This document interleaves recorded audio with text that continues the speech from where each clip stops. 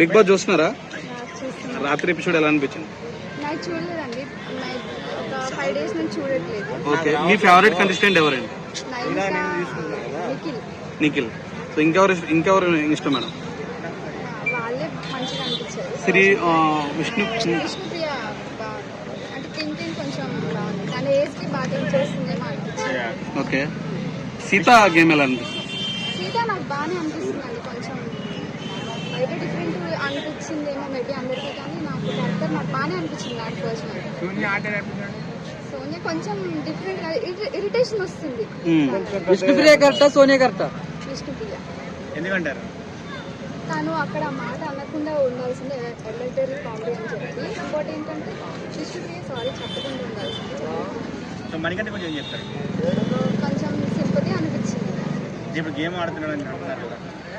Game ఇప్పుడు 5 days నుంచి చూడట్లేదు, బట్ ఫస్ట్ వీక్ అయితే ఫుల్లీ సింపతి అనిపించింది. అది తనే అనుకుంటున్నా, వర్కౌట్ అయితే వెళ్ళకపోవచ్చు మానిక.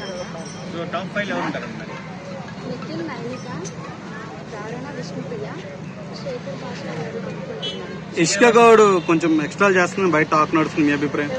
ఇష్క గౌడ ఎపిసోడ్ చూడలేదు, బట్ చిన్నగా అనిపించింది. ఓకే, చిన్న రీల్ చూసి కొంచెం డిఫరెంట్. బాగానే ఆడుతున్నాడు.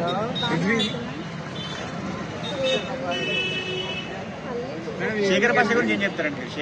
కామెడీ బాగానే ఉంది, వాళ్ళకి ఇరిటేషన్ గా ఉందేమో, బాగానే ఉంది. అంటే అనుకోకుండా అట్లా జోక్స్ వస్తుంది, మంచిగా అనిపిస్తుంది. So final Bigg Boss winner ఎవరు అవుతారు అనుకుంటున్నారు? విన్నారా?